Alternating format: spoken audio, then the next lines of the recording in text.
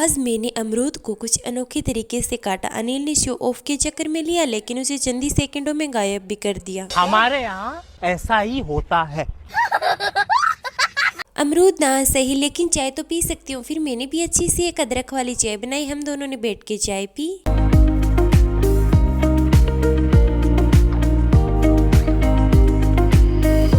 आज शाम तक बिना विचार किए भी विचार करके हम गांव के लिए रवाना हो गए, वो भी इतने देर रात को। गांव में मेरी सुबह की शुरुआत राम के साथ हुई और इसने मेरे इतने टाइट हाथ पकड़ रखे, ये भी कहना चाहता है अब की बार नहीं जाने दूंगा मासी। तू है क्या मेरे लिए, क्या बता। कुछ टाइम राम के साथ स्पेंड करने के बाद मैंने अपने पापी पेट को इन मूंगफलियों की मिठास के साथ शांत किया। बस इस टाइम पे किसी ने मुझे देखा नहीं, वरना तो 2-3 ताने सुनने को मिल ही जाते। ये भगवान क्या जुल्म है। इतना मैंने सोचा ही था और मम्मी की नजर मेरे ऊपर पड़ गई। मम्मी ने फालतू की मूंगफलियां उठाने को बोला, वहाँ पर पड़ी मूंगफलियां ढेर पे डालने को बोला। बस इतना बोलते मैंने अपना काम शुरू कर दिया। भी पहाड़ों वाली फीलिंग दे रहे हैं। और ढेर पर मूंगफली डालते डेयरी वाले को दूध की बाल्टी दे के आई और दूध की टिकट रुपी पर्ची दादी को देकर दूध की क्वालिटी और क्वांटिटी बता के मैं भी अंदर आ गई। और अंदर आके देखा तो हमारा ये चलता फिरता नमूना अंदर से आ रहा था, जिसका फिलहाल खाने पीने के अलावा कोई काम नहीं है। इस खाते पीते नमूने को देखने के बाद मैं भी अपनी भूख शांत करने के लिए मम्मी के पास चली गई। मम्मी दही से मक्खन निकाल रहे थे और भूखा बोलते मम्मी ने मेरे हाथ में वो ही थमा दिया। फिर मम्मी को दही से मक्खन निकालते हुए देखा, जो कि शायद मेरे बस की बात नहीं थी।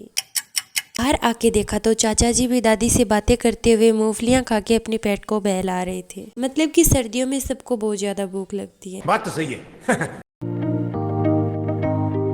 कुछ टाइम सबके साथ बातें की, इतने में धूप भी अच्छी निकल गई। तब दीदी राम को लेके नीचे आ गए। घर पे कितना ही काम हो, अगर राम नीचे आ जाता है तो सबका ध्यान इसकी तरफ खींच जाता है। पहले दादी और फिर मम्मी भी इसके पास आ गए। मेरा साथ तेरे है ना। मम्मी ने इसके साथ कुछ बातें की जो हमें तो समझ नहीं आई। हाँ, वो मम्मी को भी समझ में नहीं आई, वो एक अलग बात है।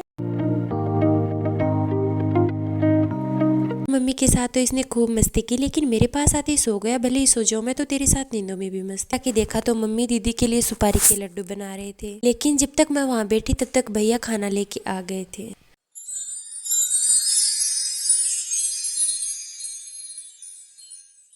खाने को देखा तो खाने के अंदर देसी घी का चूरमा था। देखते ही भूख लग गई। खाना लाते ही सबसे पहले हमारे आदरणीय जेठ जी और भैया जी को खाना परोसा। इन्होंने बैठ के अच्छी सी बातें की और खाना खाया। इन लोगों से कागज पर इनके अंगूठों के निशान ले लूं ठाकुर? अभी नहीं, पहले इन लोगों को हराम की खाने की आदत पड़ने दो, उसके बाद। खाना खाने के बाद जीजू ने सबके साथ बैठकर कुछ देर बातें की और दीदी को वॉक करवाया ताकि कुछ पतली हो जाए। दीदी को कुछ देर घुमाने के बाद जीजू रवाना हो गए। भैया के रवाना होते मैंने अपना जन्म सिद्ध कार्य करना प्रारंभ कर दिया।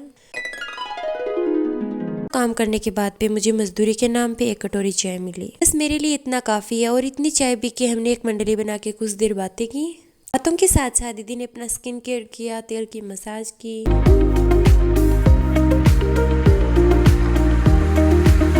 और इनको देखने के बाद दादी जी ने भी मेरे से मेरे हाल चाल पूछे और पढ़ाई के बारे में पूछा और मेरे बाल बनाने का गलत तरीका बता के उसे अपने तरीके से सजा भी दिया।